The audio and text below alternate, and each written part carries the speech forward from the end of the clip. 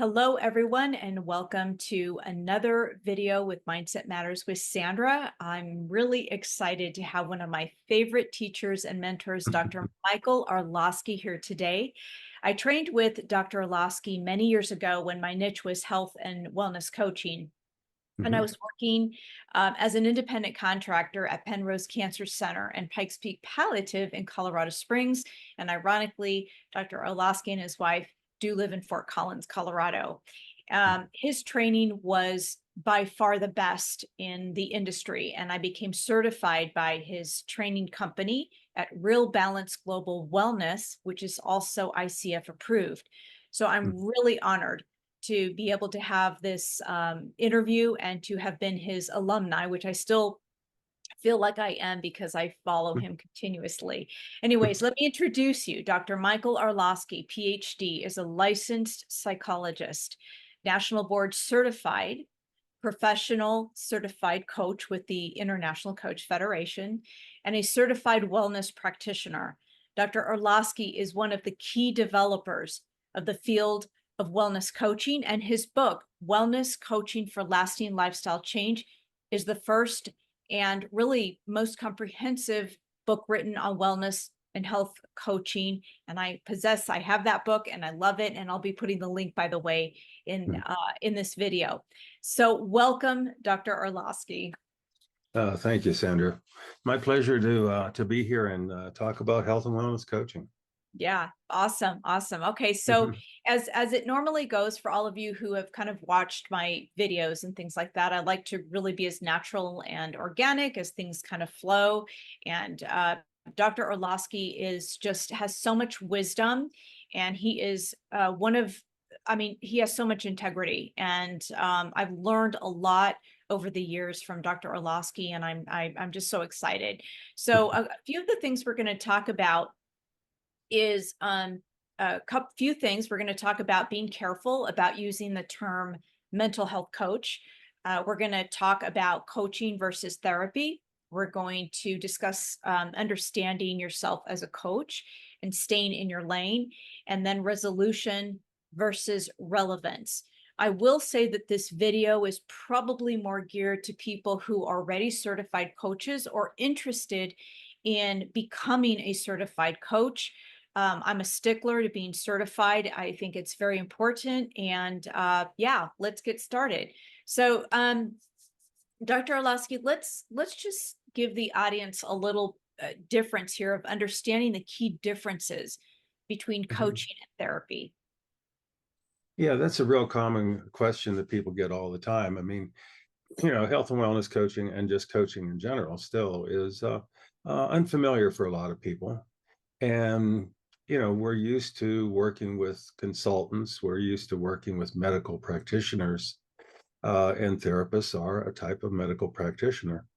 They're doing therapy with people, which is, a way of working to help people to overcome challenges and difficulties that they're having in their life.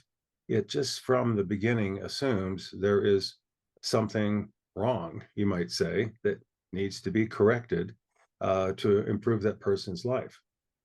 And health and wellness coaching in general, I would say, is a lot more like what Abraham Maslow was talking about with human potential.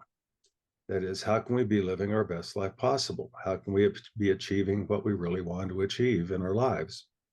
And that may be, related to deficits and difficulties and challenges that we have in our lives. A lot of health and wellness coaches work with people who have medical conditions that are chronic and very challenging and that are really linked to their behavior. So that lifestyle behavior is something that coaches can really help them to improve, to enhance the course of an illness, or perhaps even more than that.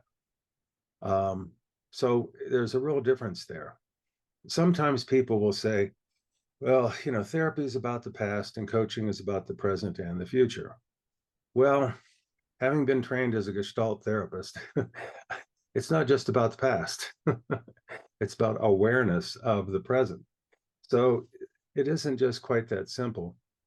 But I think what people are trying to get at when they say that is a lot of times in therapy, we're trying to learn from the past in order to resolve difficulties that persist. And I'm going to jump ahead of your order here a little bit. My key distinction that people really find very helpful, and that is a therapist is trying to help people resolve old issues that are still with them today. They're still getting in the way. They're seeking resolution. Maybe somebody had really critical parents that gave them a hard time, maybe, or even maybe borderline abusive, if not flat out abusive. Maybe it was traumatic for that person being raised that way. And the after effects of that are kind of still with them. A good therapist can help somebody work through that and resolve those feelings, resolve those issues, and put them to rest. It's a wonderful thing. I did therapy with people for over 25 years. It's great stuff. And people need to, not feel like there should be a stigma holding them back from seeking that when they need it. Now, let's say that you're a coach, not a trained therapist, and you've got someone who has that similar kind of background with those parents, way back when that were so critical. Maybe wouldn't let them do a single thing until they got all their work finished. And now, as an adult, they are finding that they can't hardly take time for themselves to take care of themselves, to do any self-care, to get their own interpersonal and personal needs met. Because every time they do, they feel guilty. I should be working. I should be getting all my things on my to-do list done. I should be doing things for my family, for my work, and I'm last on the list. Well, a coach can help someone work with that because you take on the perspective of how is that stuff in the past relevant to what's going on today? Okay. And we're not going to talk about that family of origin issue stuff in terms of trying to resolve it, but to help the person understand how does it get in the way of them taking time for themselves today. So that's sort of an illustration of one of the key differences. We're seeking relevance, not resolution.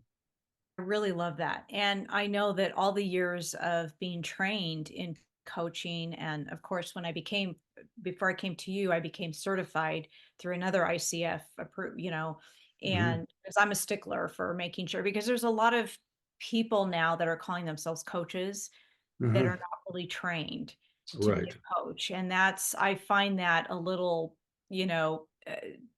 irritating because I think it dilutes the art and the skill Mm-hmm. set that you all teach us to become Sure. coaches. How do you think the industry, I know I'm jumping a little bit here too, but just Mm-hmm. do you think that the industry of really becoming certified by a reputable accredited institution, I mean, is that diluting because other people are just coming out saying, I'm a good listener, so I'm a good coach, or I do a modality and I'm a coach? And so, like, how do you? Well, we're always going to have to contend with that. I mean, the whole field of coaching really began more in the business world. That's true. And a lot of consultants who were business consultants looked around and they saw people, doing coaching and they said, oh, well, I talk to people individually, therefore I'm a coach. I call that knighting yourself with your own sword, you know.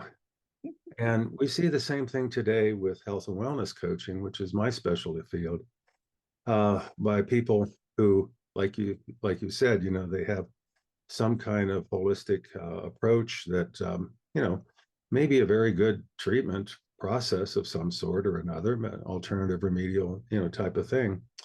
But you know, can they say they're a coach? Well, yes, they can. There's nothing to stop them because coaching is not a treatment. Therefore, it's not regulated as a treatment. Therefore, it is not licensed. Okay, treatments have to be licensed. My massage therapist has to be licensed, my acupuncturist has to be licensed, and so forth. But, we're not touching people, we're not sticking needles in them, we're not, doing any of that. We're helping them to, you know, work on changing their behavior, attitudes, and beliefs, help them to be more effective in living the life they want to live. And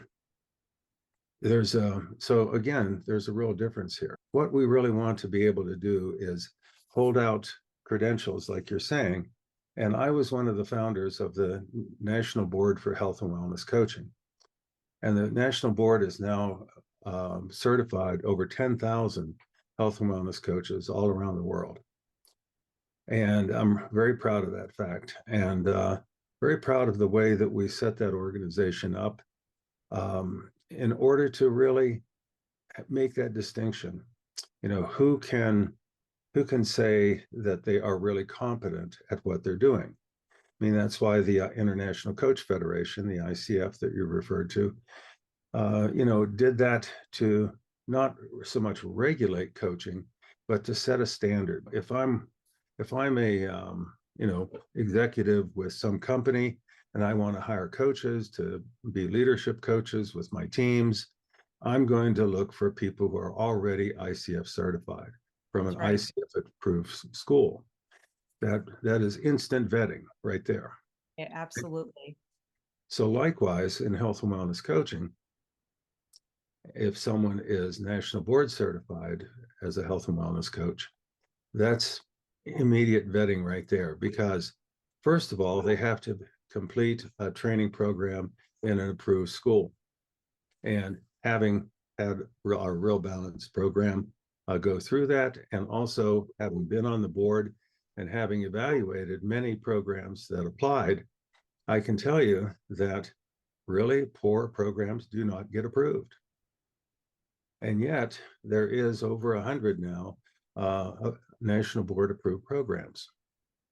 And some of them are certainly better than others. They're better quality, but at least you have the peace of mind that they had to meet certain standards, and not just one time. They have to continually meet those standards. At least hold that out there, and also hold it out there as something that people that are interested in becoming what we would call a real health and wellness coach, that when they look for an approved program, they know that they're going to get a better education than if they just do some little self-study online quickie thing. I believe in the work that you do. You're talking about standards. I'm a stickler for standards and making things, organized in a company, in any training. Let's talk a little bit about ethical considerations. So, how important, ethics in the coaching, and just other personal development modalities out there. Mhm. Well, to show you how important I feel it was, and is, I was actually the chair of the committee for the national board that created the code of ethics and the scope of practice statement.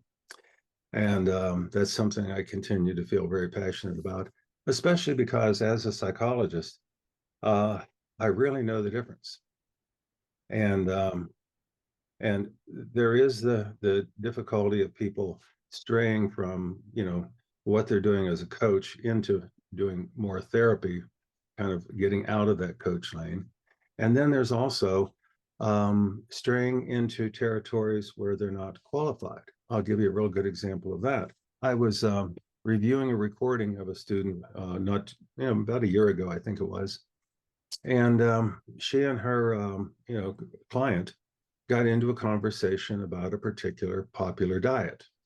And I won't go ahead and name it because people, go off on their favorites and what they like and don't like in terms of the diet world. But it was a controversial diet, but yet incredibly popular one.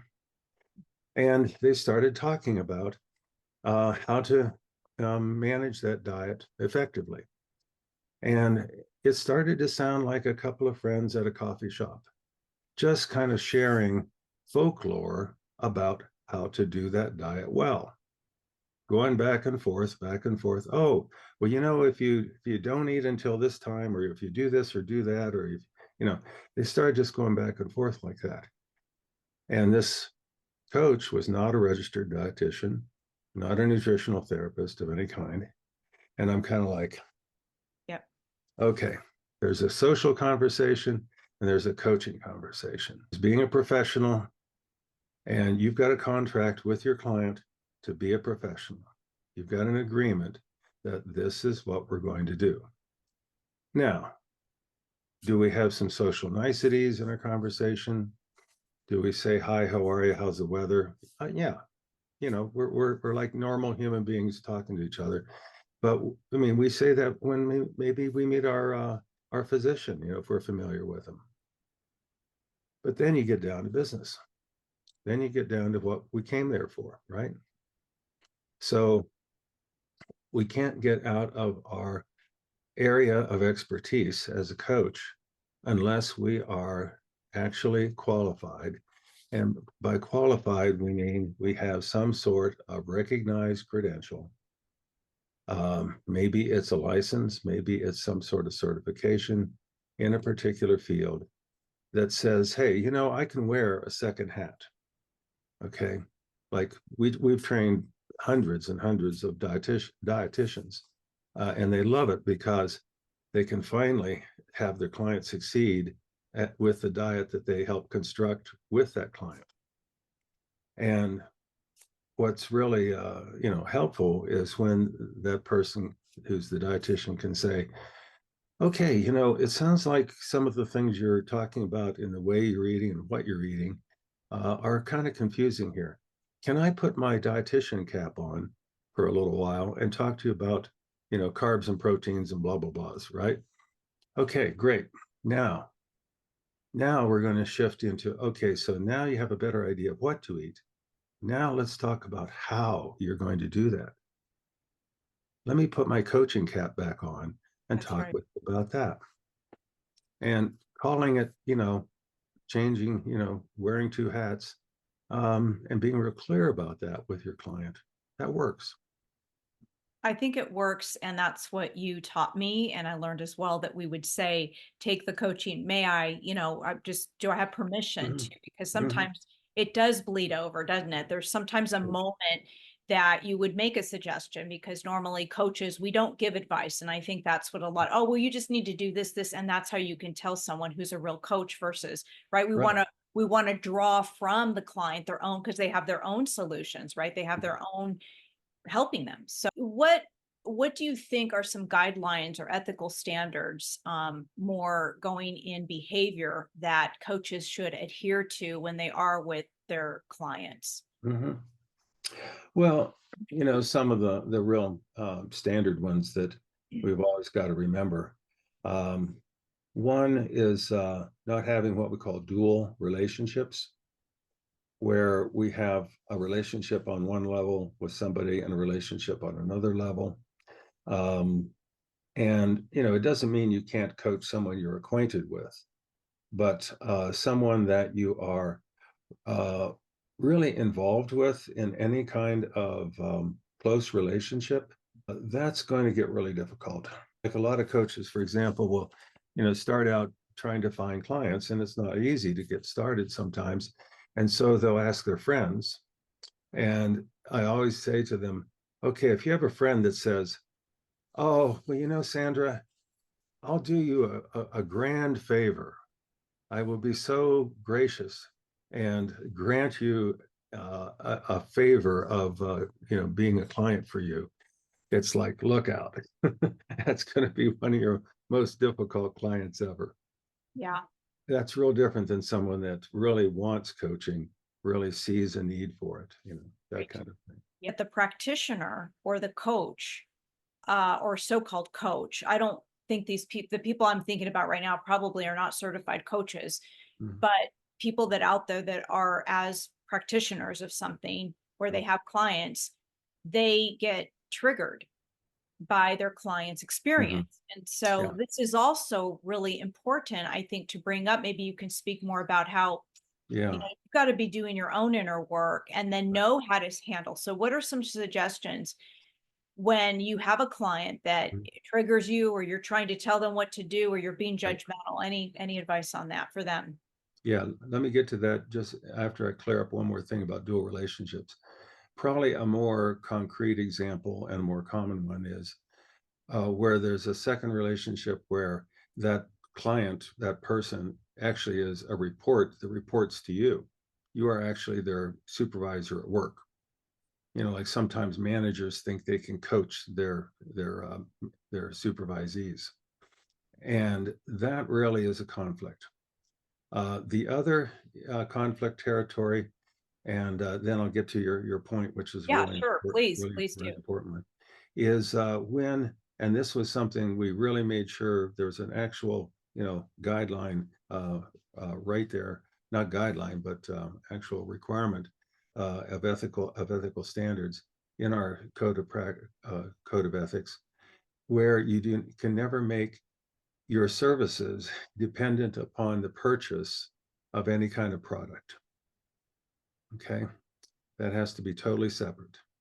So no vitamin salesmen that are out there trying to pretend they're a coach.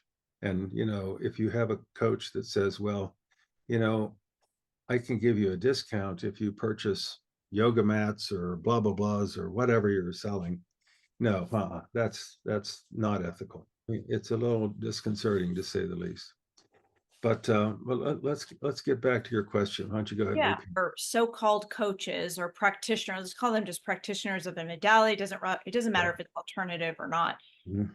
where they become triggered Yeah. by their client and Mhm. either actually are not nice to them during a session, or they're giving them advice. Well, you need to do this and you need to stop that, kind of that tone, Mhm. because they're clearly not working on themselves. So we learn, right? I learned even in leadership before even coaching. I mean, this was taught Mhm. back I was lucky because when I had leadership positions in the hotel industry and other industries, and in those days, they used to teach you Mhm. kind of the coaching, how to interact with Mhm. clients. What are some advice to Mhm. people that are working with others? Well, the old phrase that we've used in all the helping professions is getting yourself out of the way. And when we do get kind of triggered by something emotionally, it does get in the way. And that can show up in a lot of different ways. Emotional regulation at that point is really difficult.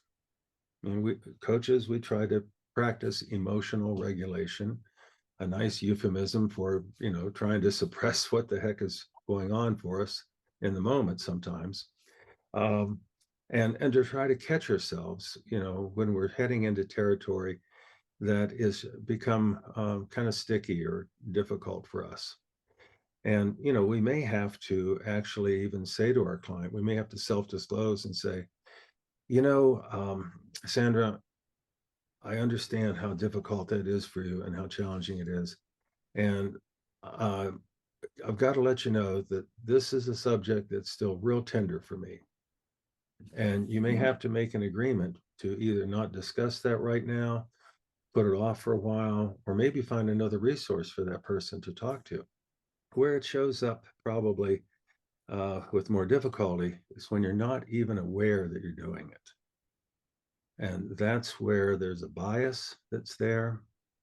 Um, let's say, for example, that a person has been through a really difficult relationship that ended badly, and they have kind of generalized about people like their former partner, and they hear their clients starting to talk about a partner of theirs who's sounding, oh, maybe they belong to the same club, uh, you know, Yeah. and it's starting to trigger, like you said, old stuff, which, and the coach has to really catch themselves on that.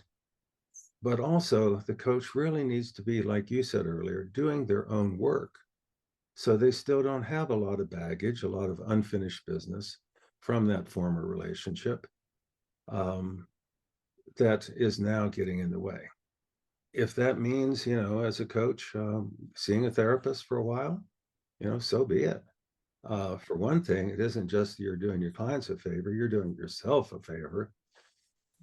When we carry around that unfinished business, it gets in the way in our lives in many ways, all sorts of things.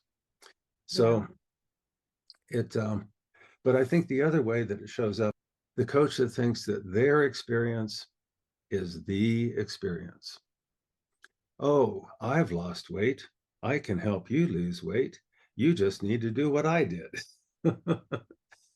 Well, that And falls into almost the advice, kind yeah, of like, yeah. yeah, they're going to be a lot more directive. Um, and it's interesting how that can show up very directly, or it can show up very subtly. Like one of the things that I teach when I teach about coaching questions is to not use leading questions. You know how when you see a courtroom drama, the uh, the attorney for one, or the prosecuting attorney or somebody will start leading the witness, and you get an objection from the other attorney saying, "Oh, counsel is leading the witness."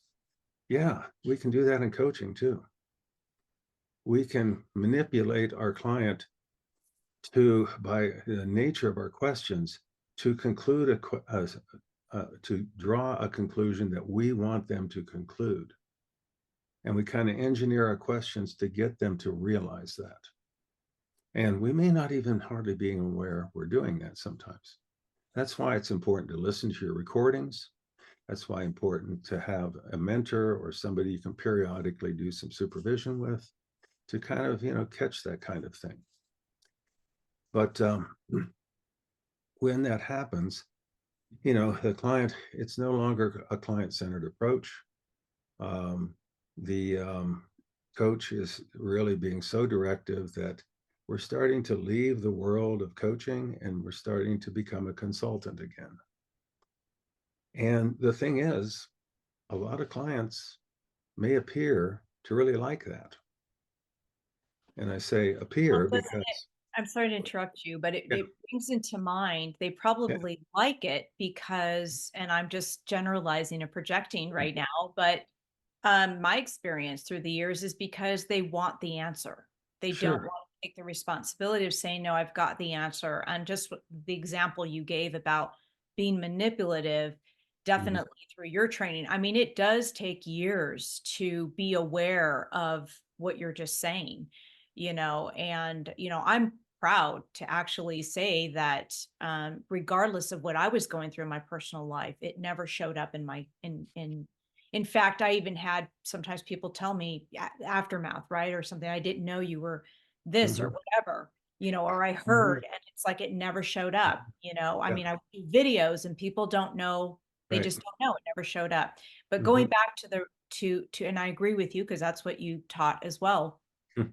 Um, so talk about that consultant thing a little bit more about how people seem Yeah. to like that. Oh, well, it's what we're used to. It's what we're used to.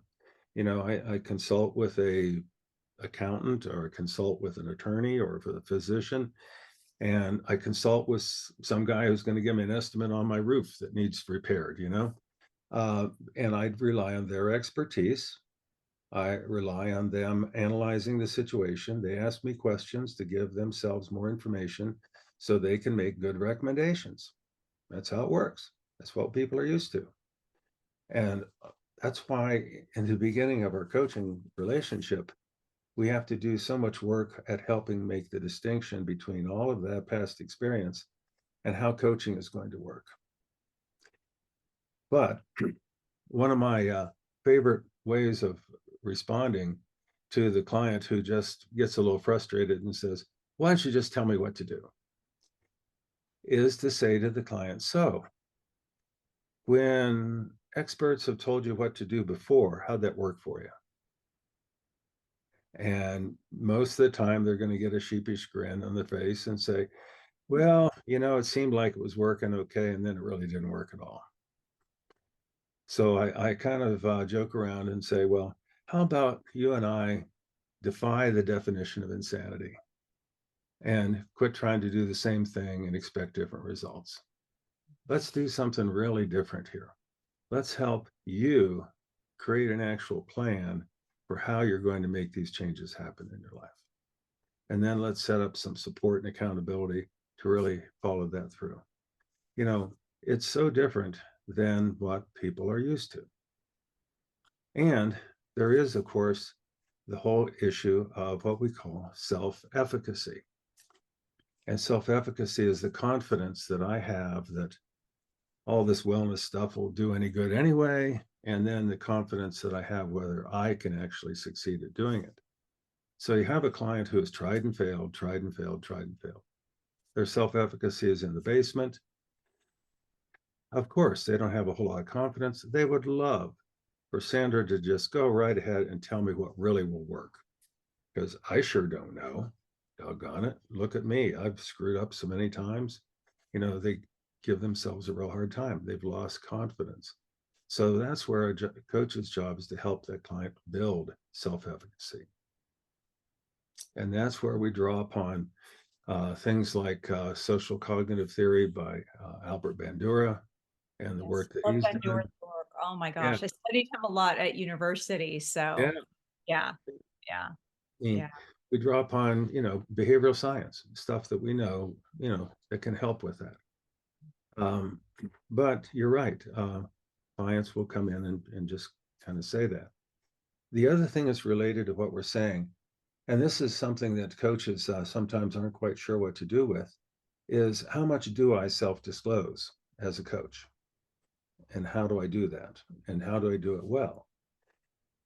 Because self-disclosure is sort of a double-edged sword. It can be really helpful, and it can also be used in a way that doesn't work so well. you Yep. know like we were just saying, oh well, I've been through that, and here's what you're in for, kid. Say for example, one of the things that I wrote about in my first book, that's right in the postscript, was actually when I was still writing that book. I was doing a keynote at a conference in England, and the chordae tendineae that hold the mitral valve in place let go. And I went into major congestive heart failure. And I was fortunately able to come back home, and I had to have major open heart surgery for them to repair that valve. And I was really lucky because they repaired the existing valve. Wow. And I was also lucky because when they catheterized my heart, the guy said, "Wow, your arteries are like squeaky clean." I said, "Yeah, it's all that wellness stuff I've been doing for all these years." You know, so I was very fortunate. But if I have a client that's going to be going through open heart surgery, will I disclose that I have been through open heart surgery? Yeah, I probably will. But the way I will do it is I will have a rationale for making that self disclosure. What's it going to do? Is it going to enhance our coaching relationship? Is it going to help them to feel like this is normalize a little more of what they're going through? Uh, I'm going to make my disclosure brief and to the point, and then I'm going to tie it back to them real quickly. So, hearing me say that, what does that bring up for you? I'm going to tie it back to them. How's that relevant to what you were talking about? I'm not going to go on and on and on and on, all the gory details, or all my Or experiences. make it about you, Yeah, right? right. It's giving Take the them spot. enough. Yeah. Yeah, keep the spotlight back on the client. And I'm also going to be careful not to expect that my client is going to have the same experience I did. Okay. Their open heart surgery may be 10 times worse than mine. It may be even easier than mine. I have no idea. That's the future. So I'm not going to make any assumptions. We've got a lot of old sayings about making assumptions, and they're all true. You know, yeah. Yeah. Well, we have it. I think people have, I always tell my clients there's two things that you'll never be able to get rid of, if you will. You can manage, but you won't be able to be free of that. And those are triggers and projections, because projections are kind of like a, because people say, well, what are, I just kind of say in lay terms, there's assumptions that we make and conclusion, about this or that. And I think it's really about the self-awareness when you are in that coaching. And I would agree with you that I learned also what you're just saying right now, that if it's relevant and it feels, there's a little bit of intuition too. Maybe that client, you're reading the client, not Right. just hearing them with your ears. You're watching, I do a lot of Zoom calls, but even Mhm. I don't have to be. In the early days, I didn't do Zoom. It was all, Oh, auditory. sure. I think is fabulous because I can practice all the modalities I know without looking at the person. When you do share, I don't know about you, but it's kind of like, oh, okay, they don't feel so alone, or they don't feel, it's Right, like, oh, you right. relate. Yes, yes, absolutely. Yeah, for example, I've trained coaches who are challenged by diabetes. They're managing their diabetes. Maybe they're managing it really well. Um, and you know, if they have a client who's got that same challenge, they're going to really appreciate a coach that knows that challenge. They know what it's like to do that darn finger stick every morning. They know what it's like to worry about this or be concerned about that, or they know those things. And, it's just like, oh, okay, you know, I'm with somebody that gets it. Now, you know, empathy is so critical. And we can't just count on having every experience in the world so that we can empathize. It doesn't work that way. If we have had this similar experience, yeah, we can empathize on that level. But we can also empathize. Um, well, there's two kinds of empathy. One is what we call emotional empathy, and that's where my client is getting a tear in their eye, and I'm feeling it. I'm feeling the same thing. I'm getting a tear in my eye too. And then there's what we call cognitive empathy, where my client is experiencing that tear in the eye and my eyes are dry, but I truly understand what the heck they're talking about. I know what they're talking about because I've had that universal experience. And I always love to tell the story from my first book that was a true experience I had in grad school that was, to me, a story about empathy you could imagine. When I was in my doctoral work at Ohio University, we had a really wonderful program, and the doctoral program required that you had a master's degree already, and it required that you had at least 2 years of experience in the field already. So we didn't have just straight out of undergrad, straight through kind of students. So we had a lot of older students that had been out working in the world. And one of our students, though, was quite a bit older than all the rest of the students. She was a former school teacher. And she came into the student lounge one day just devastated, just really upset. One of her real dear friends had just had her leg amputated because of diabetes, and she had gone to visit her. And she was so upset because she said, you know, have you ever done something where you just didn't know what to say? So you say something really stupid.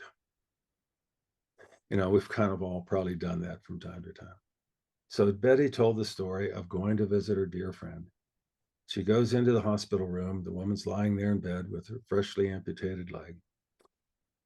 And Betty stands there and says, she didn't know what to say. Finally, she said, you know, I know just how you feel.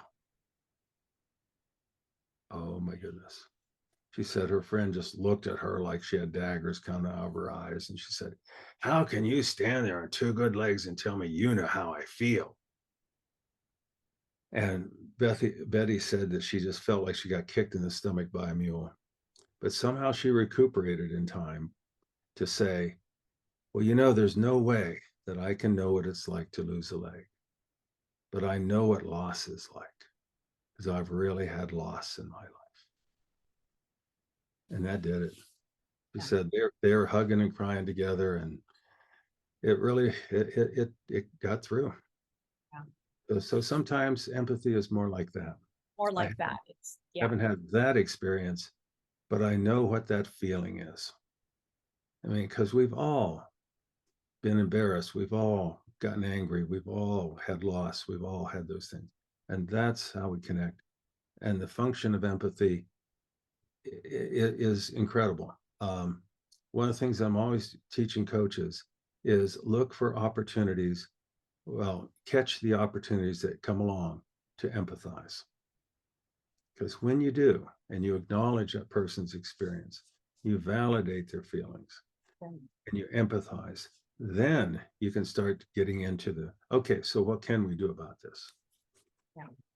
I really agree with that. And I think empathy is really, well, it's connects us as human beings. It connects us to our heart, like you said. It kind of reminds me a little bit of Carl Rogers' work and the way he interacted Oh, yeah. on becoming human. Have several of his books. I know you've read Yeah. so well, and what a interesting, wonderful psychologist. I mean, I think he kind of broke the trend a little bit and made things a little bit more relaxed, or could I be wrong? How would you express that? He was professional, but he really, he, you know, I'd say he single-handedly revolutionized therapy. There you go. Because, before that, it was mostly either very psychoanalytic, I was going to say analytical.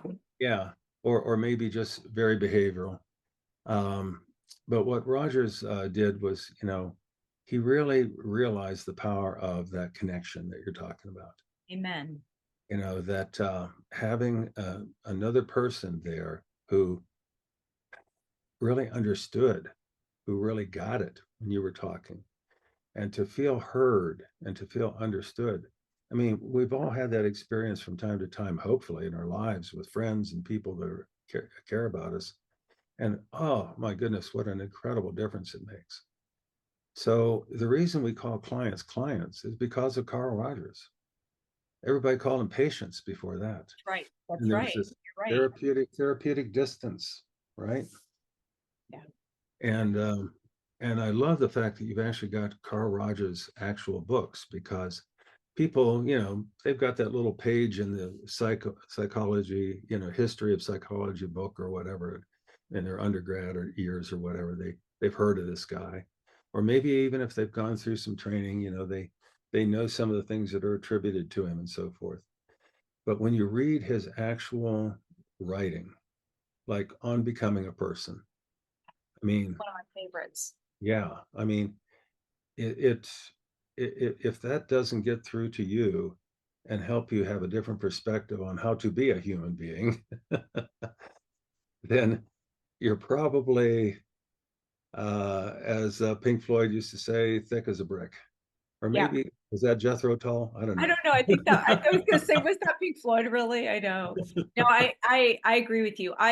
The humanistic psychologists for me were at university. Somebody else that we don't really hear about, believe it or not, is Rollo May. I don't want to Oh, get too much yeah, into that, but Rollo yeah. May Awesome. it's awesome. And really, I mean, his life was pretty tragic as well. I mean, it was there was some things there that I had read, and of course Viktor Frankl, who Mhm. created logotherapy, and a concentration camp survivor and Yeah. all that. I mean, these people were, I mean, when you look in the books and what's written about them, of course we didn't live with them, but when I think about Abraham Maslow, when I think about Rollo May, when I think about Frankl, when I think about Rogers, these four particularly, I mean, what awesome professional ethical men Hmm. in this industry. I think the way they comported themselves, how they just thrusted themselves in their work and created something so different. I mean Abraham Maslow's work, hierarchy of needs, is not researched perhaps, but to really try to understand the hierarchy of needs and transcendence, or beyond self-realization. I mean, Yeah. all of these things have helped me through the years, is to become a better coach, a better person in general. And I think we need to put this more in trainings. I think we need more people who I think we need more leadership in general. And I love that. yeah. You mentioned about the research piece. The whole positive psychology movement has been doing the research, and what it has been finding is that all those old guys were right. They were right. And I'd also throw in Virginia Satir. Oh, Uh, of course. Oh, we can't forget her. yeah, yeah. So Yeah. let's throw Yeah. her Let's in throw here. her in. Yeah.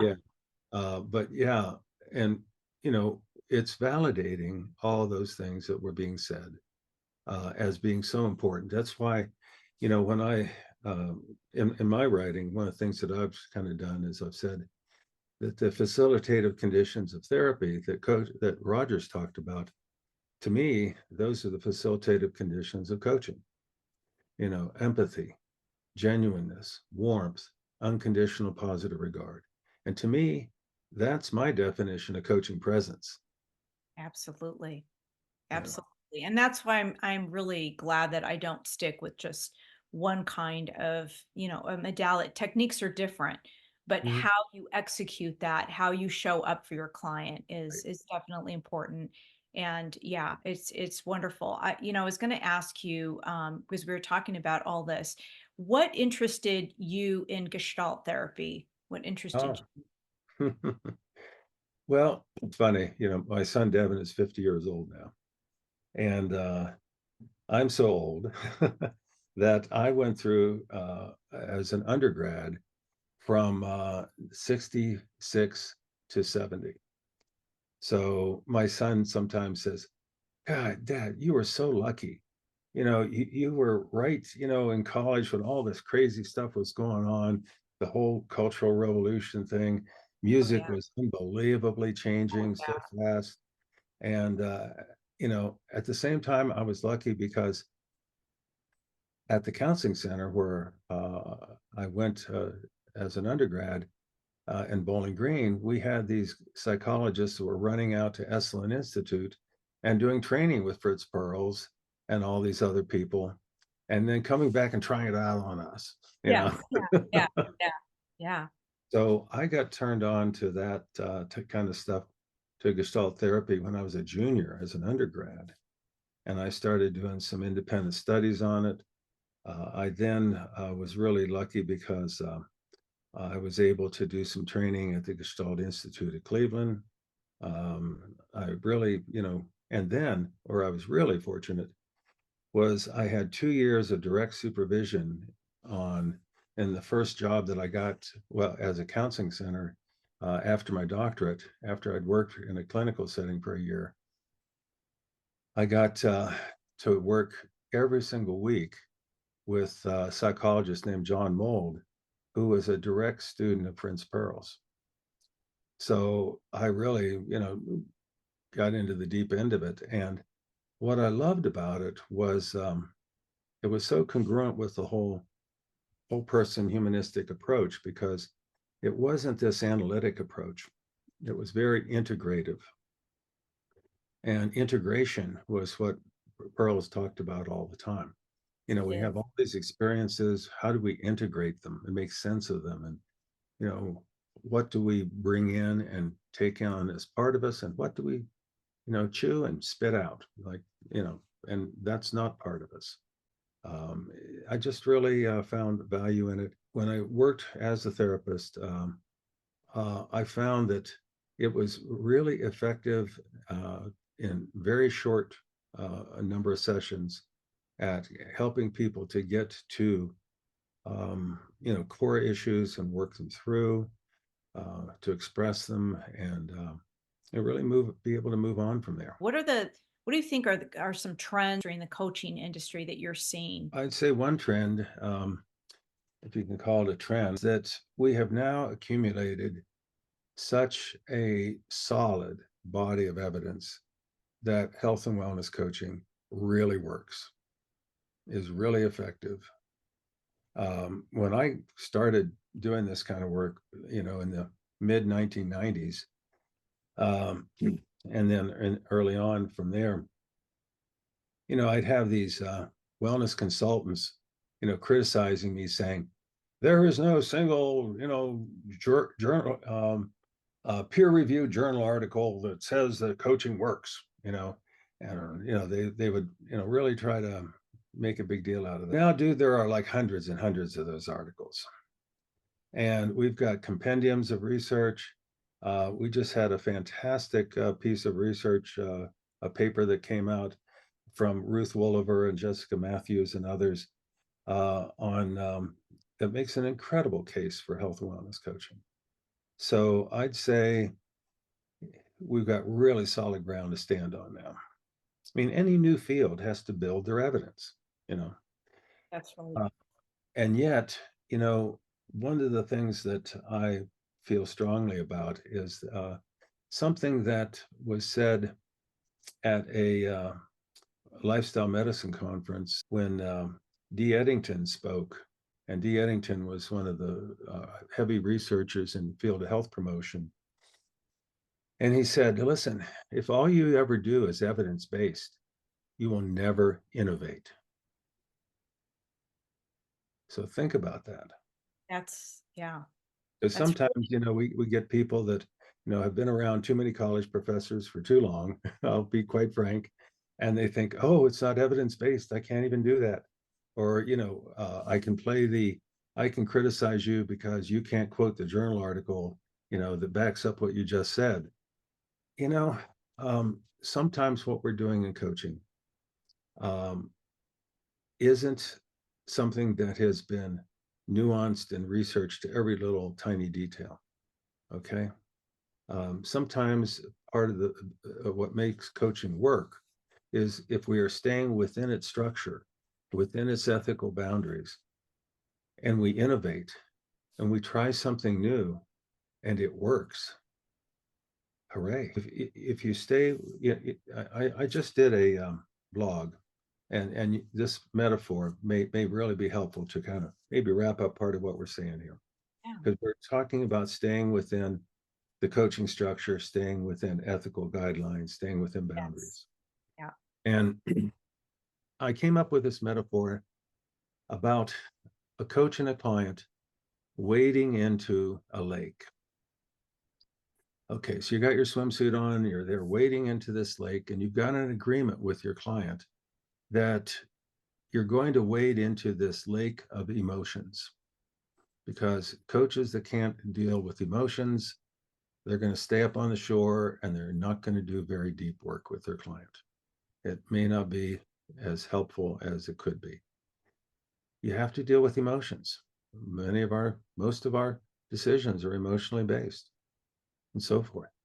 So we wade into this lake of emotion together, and we have an agreement that we're going to go ahead and get wet, but we're not going to get in over our heads. We're going to swim around, but not in water that is too deep. Okay. So what we do is we keep our feet on the lake bottom. And the bottom of that lake is the coaching structure. Okay. We're going to stay with that. We're not going to try to get out there and swim. Now, our client may want to get out there and swim in that deep water. Well, you know what? They need a therapist to go swim with them out there. That's not where we swim. We're only able to be in the water when we can touch that bottom. And that metaphor has really helped people to understand where that line is, where that boundary is, and how okay it is to get in there and get wet. Maybe get in up to our necks sometimes, you know, but we're not in over our heads. And we can always retreat back to shallower water when we need to. That's right. That's Yeah. an excellent metaphor, by the way. What's going on with Real Balance? I get the article still. I love that you give the free monthly, or I think it's quarterly now, your coaching, and I've been Yeah. poking around again because I'm kind of looking at other offers. But tell us a Mhm. little bit about Real Balance, and what are you doing right now? Sure. What are your classes? Yeah, yeah. Well, you know, we're continually offering classes for people that want to become a health and wellness coach and do it at a really high level, to follow either a path or to follow both paths. One path to become nationally board certified, the other path to become certified through the ICF. We offer both, and we're also doing, like you said, free monthly webinars. I'll probably take off the month of July or something there in the middle of the summer, but otherwise, the last Friday of every month, we're doing one. Um, I'm going to be doing a fun one this next Friday on entitled How Wellness Became Well-Being and Back Again. That should Uh, be good. and then the next month, we're going to have Jacqueline Hawkins from Columbia University, who Okay. became one of our trainers and developed um, a peer coaching program at Columbia and actually won a national award uh, through the American College Health Association for doing that. And she's going to be on there talking about how she integrated that into a university setting. And that's something that we're really, really doing some real pioneering work in.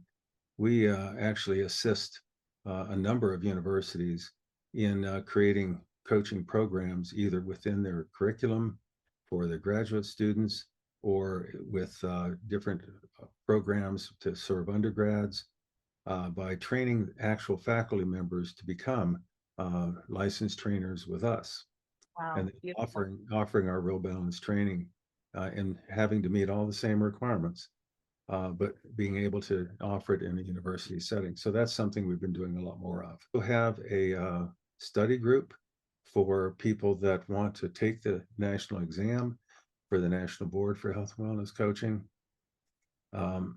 We've got a somatic coaching class that we Oh, do offer. you now? Okay. Yeah, So you've expanded. a number of different things. And we've now trained over 15,000 health and wellness coaches all around the world. Did 6 trainings in China, and that was really Six amazing. already. Okay. So Yeah. that's wonderful. Unfortunately, the pandemic kind of put the brakes on that, to say the least. But we've also done trainings in Brazil, and we've got a lot of interest around the world, to say the least. Lifestyle challenges are everywhere. Also been very involved in the American College of Lifestyle Medicine because health and wellness coaching is now being recognized as a key part of that. Is. Uh, because the practitioners can make the recommendations about what to do, but then it takes a coach to help people with the how to do it. That when I was taking your training, I was still living in Colorado.